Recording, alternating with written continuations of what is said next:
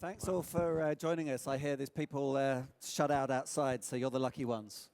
Nikesh Arora needs So people can't come in? I think so, yeah. Oh, wow. Nikesh Arora needs little introduction. President and Chief Operating Officer of Softbank. He's been named by the legendary Masayoshi Son as his heir apparent. Before joining Softbank in 2014, Nikesh spent a decade at Google, where he rose up the ranks to become one of the company's most feted executives. Now today, we're going to talk about digital natives and digital migrants. I reckon that's young and old people in plain English. I'm wearing a suit, so you can probably tell I'm a migrant, not a native. I don't know, where do I fit in? They lost my laundry at the hotel this morning, so... And the proper way to govern the internet. The actual proposition under discussion is online governance needs to be decided by natives, not migrants, which I think is something that you believe in. Yes. So actually, before I ask you why, let me start with a definition. What do we mean by governance of the internet? Well, let's talk about natives and migrants first. Okay. But then we can talk about the internet. So, you know, as is kind of obvious to people, I grew up in India, and I moved to the United States about 25 plus years ago. And you go to that country, you learn how everything works, you kind of understand, you go to school there, you work in the workforce, so you learn how you actually do things. Yep. Now, what is fascinating, in 25 years, I have never been able to adapt to American sport. I'm still passionate about cricket. I wake up in the middle of the night, I'll watch a cricket match, but I can't get excited about basketball or baseball. Or American football. It's yeah. like, you know, as long as you're not kicking it around, it doesn't seem like football. I'm sure you'll appreciate that. So, you know, sort of my point is that despite having lived there for 25 years, I'm still a migrant. Yes. I still haven't fully adapted to the ways that country works. And you wouldn't want me to be the baseball commissioner or the football commissioner in the United States, because I'd probably screw it up pretty quickly. And kind of my view on the internet is the same thing. You know, all of us are migrants. Did you ever have a BlackBerry? I have had a BlackBerry, yeah. You still have it? No. And people at Financial Times are notorious for having BlackBerries. Okay, just checking. So if you had a BlackBerry, have you adapted to your iPhone well? Yeah, reasonably well. But reasonably well. But I suspect that people younger than you and me in the audience could give us a run for our money in being able to use that device. My 17-year-old probably could. Sure.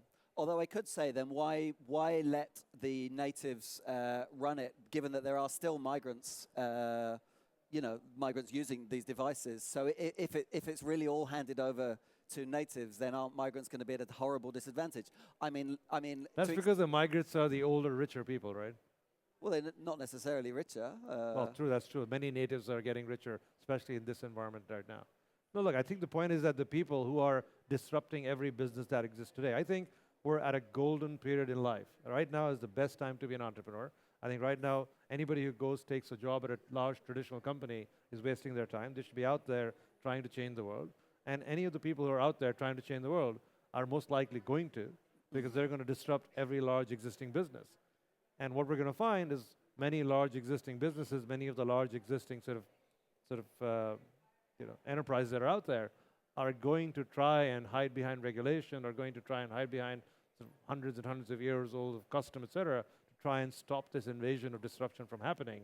So you really want some of the people who are disrupting to step back and tell you how some of this disruption can be facilitated. So you want them to be setting the rules? Of course. Okay, so what rules are we talking about? So I go back to my original question. When we talk about online governance, what actually are we talking about? We're talking about it's not just the notion of governance, right? Every business model is being disrupted. The media business model, as you know, has been under disruption for the last 10 years. You guys are running to get all digital. I think if I talk to people at the Financial Times, you guys have done a phenomenal job in trying to get more and more customers to be online. You're selling digital subscriptions. On the other hand, there's things like the Huffington Post or Recode or BuzzFeed. They're all sort of starting from a digital model. So clearly there's the new model and there's the old model. For them to sort of reach a point, you can come from here, get here, you can come from here and come back here. I don't think there's any value to being in the old model for too long. I think there's a lot of value to sort of disrupting from scratch and going ahead and building new models. So I want the people who are responsible for the new models at least to have a voice. Right. And I don't think there's enough of a voice that exists in the current governance systems which allows some of these natives, some of these people who are sort of much better at this technology than you and I Right. to actually write the rules. So can you give me a concrete example of where you think natives are somehow being shut out by? Well, I think it's wrong for a migrant to give an example where the natives are feeling the pain, right? If you ask many of the entrepreneurs in the audience, if you ask people who are running some of these unicorns out there, whether people who are in the hospitality industry like the Airbnbs or the Ubers, the transportation guys, almost every one of them is running up against some form of regulation, whether it's the recent event that happened in New York with Uber, with the taxi commission versus Uber, trying to figure out what's the right balance, whether it's the hospitality industry looking at what Airbnb does and trying to figure out what's the right balance, whether it's all the taxation issues which Amazon ran into or many e-commerce companies around the world are running into. All these are rules that were set up to create a fair playing field in the old model. Yes. And as the new model allows for the lack of borders, digital distribution across billions of people, you need to figure out and rethink those rules. And I think it's better to rethink those rules from scratch. That I can see. Do you think there's a certain false dichotomy even in the question here? We're talking about migrants and natives, but we could be talking about governments versus private sector or the private sector versus civil society. We could cut this up in different ways. You could cut it up however you want, but I think my meta point is that people who are entrepreneurs or creating new startups are taking on the challenges of disrupting or recreating things that we're used to in a more efficient form. Right. And they should be able to sit down and say, well, all these rules that exist make a lot of sense, but why is it that we can't do it totally differently today? And I think every experience within reason can be redefined and is being redefined. And if you look at the startups that are over here, everybody's trying to redefine some experience or the other. People walk up and say, I'm sure most people here are staying in a hotel. The hotel goes through a series of processes, makes you fill out a whole bunch of forms 7 times from Sunday. Why shouldn't I be able to do everything off my phone as I land at the airport? Why do I have to wait to walk up into a hotel lobby and do a whole bunch of stuff to get things to work? Why doesn't my room open with my phone? Why doesn't the room get locked up when I leave? Why do I have to go get new keys every time when they get demagnetized with my phone? Every time I put them, then I have to run down 20 floors, get a new key. That's arcane. Why shouldn't that whole experience be redefined? I don't think a current luxury hotel is about to redefine that experience. I'm pretty sure somebody in this room is going to redefine that experience, but for that, they need to be told, don't worry about it. You actually don't need a lock and a key on every door. You don't need 20 other things that are existing because that was required in a different era for a different reason. So you think somewhere there are regulations saying every door in a hotel needs a lock? I'm sure there's a regulation in the hotel, if not a custom, saying you have to wear your name badge 2 inches right above your left breast. Okay. Does the US have too much power in all of this? I mean, here we are sitting in Asia. Obviously, there are a lot of hugely powerful companies, lobbyists, etc. in the United States. Should this be something that we're talking about on an international level? I think if you'd said that 5 or 10 years ago, that may have been true. But I think we're seeing a huge surge from Asia and different parts of Asia, whether it's Chinese entrepreneurs, whether it's Indian entrepreneurs, whether it's entrepreneurs from Indonesia, Korea, Malaysia, wherever.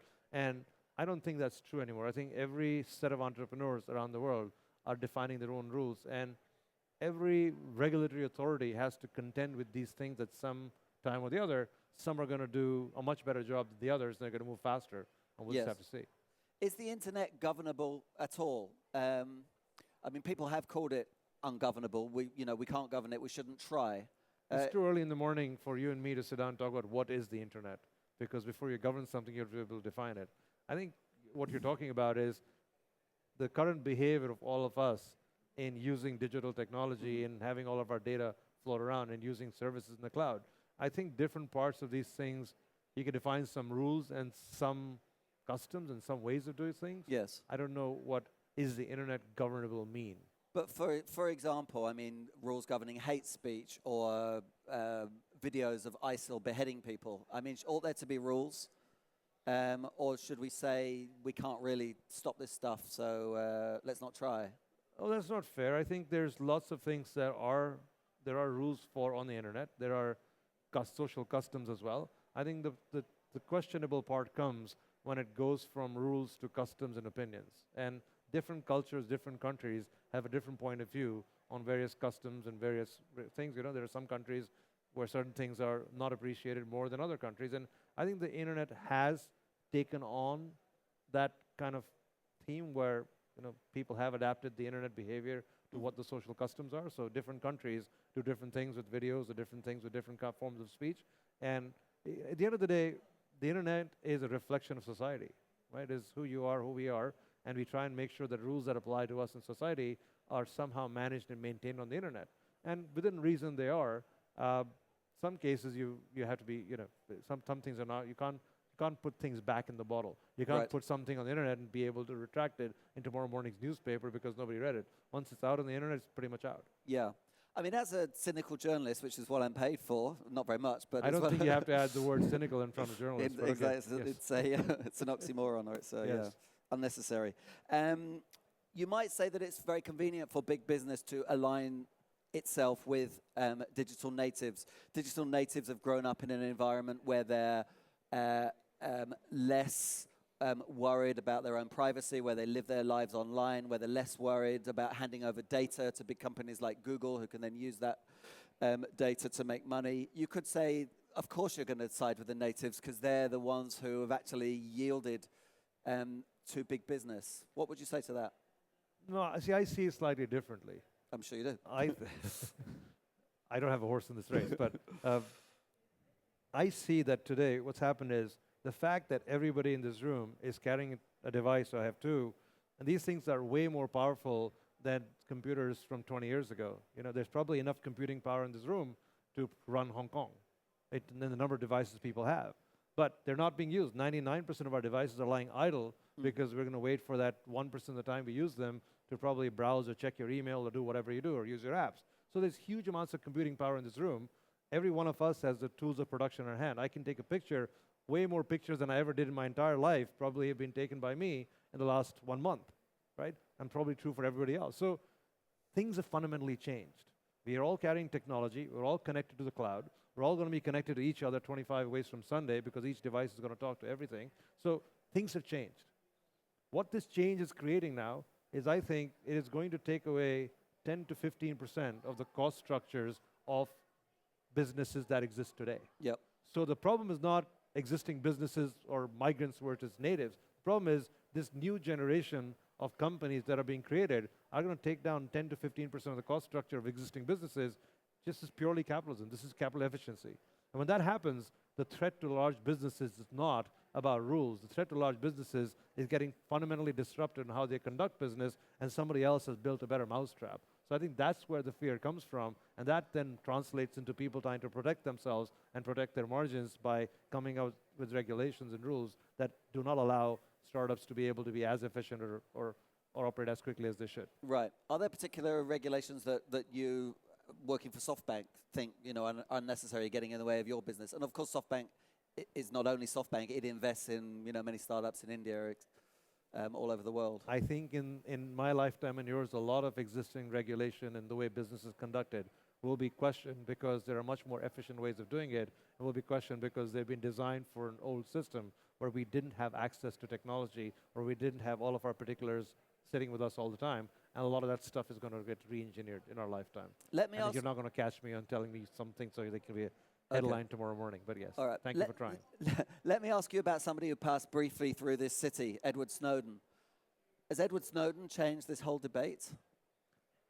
I think, I'm sure he has. I think the fact that he's been associated with the fact that now everybody's aware of the amounts of digital data that exists around the world about themselves. And my view has been very straightforward. If you are going to do something with a digital device, whether it's your computer or your phone, somebody is going to be able to take a look at it. You will leave digital footprints wherever you are. You just have to be comfortable. It's us who are not so comfortable. I think the younger teenage generation is very comfortable with the fact that they're leaving digital footprints all over the place. And you should see the amount of Facebook pictures and Instagram pictures. They take a picture of everything they do and put it up there for the world to see. Sure, but there are even digital natives who draw a distinction between sharing things with their friends and sharing things with their government. I mean, Snowden surely raised the issue that government now has access to massive amounts of What is it of that data. they say, that a secret is no longer a secret if you tell one person? So you think that that's just anachronistic and we should forget all that and the government should know I didn't everything? say we should forget all that. So you're adding that part. All I'm saying, that is going to be the state of affairs as we operate in life. We have to be cognizant of that's how things are going to operate. and we have to make our own choices as individuals, whether we want our data to be publicly displayed and seen by other people. Now, other people will include your friends, your family, your parents, your employer, your government. So the genie's out of the bottle in that sense. It's very hard to put the genie back in the bottle. Okay, just finally, in the couple of minutes we've got left, I mean, we're sitting in Asia. What's the future of all of this in Asia?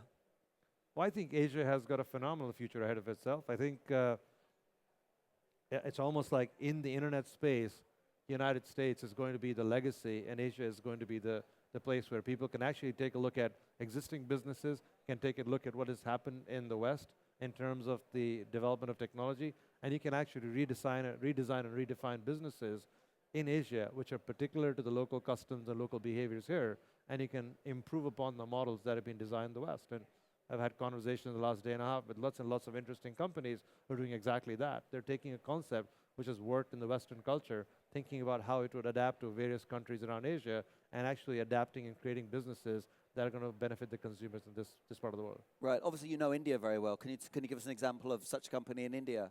Maybe one that you've invested in, or? Well, I was having this conversation yesterday with someone. If you look at retail in India, India does not have a Walmart. It doesn't have the equivalent of a large single sort of large format store retailer. I think the largest retailer in India, I could be wrong, is somewhere between $4 to $8 billion of GMV.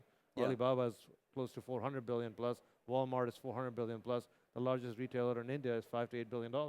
Already, some of the new e-commerce players are nipping at the heels of those numbers, and you're hoping in the next 2 to 3 years they'll quickly surpass that. So if you take a look at what's happening in the commerce space, I think, is it possible 10 to 15 years from now, when we're sitting having this conversation, that there's a company in India which does huge amounts of GMV compared to what's happening in the physical space? For sure. And that's, once again, it's a capital efficiency argument and a convenience argument that's going to get us there. It's not sort of a brute force argument that's going to get us there. Okay. Well, in the 40 seconds we have left, there you are sitting at Softbank. What can Softbank do to help set the rules, set the agenda? Well, I think the way we're going to do it is we're going to support entrepreneurs who are really good, who've got the right vision, who've got the right game plan, and who've actually broken through the clutter, and we believe they're on a trajectory. We're going to find them, we're going to support them. And I think usually the best way to solve this problem is to create a phenomenal product or a service that consumers love, and eventually a consumer uprising is going to cause all these regulations to be redefined. Right. You can't sit down and solve this as a regulatory problem. You have to sit down and solve this as a consumer problem. Say, I like being able to get from point A to point B quickly, so I'm going to use a taxi service, and I'm going to use the new one because it's way more convenient. Or I like being able to rent an apartment wherever I want, wherever I go, rather than have to deal with all the arcane mechanisms, and I'm going to fight whoever is trying to stop me from doing that. So Softbank's going to be on the side of the disruptors? Well, it's always better to be in the side of the disruptors than the disruptee. Right. We'll leave it there. Thank you very much. Thank you very much, everyone. Thank you. Cheers. Excellent.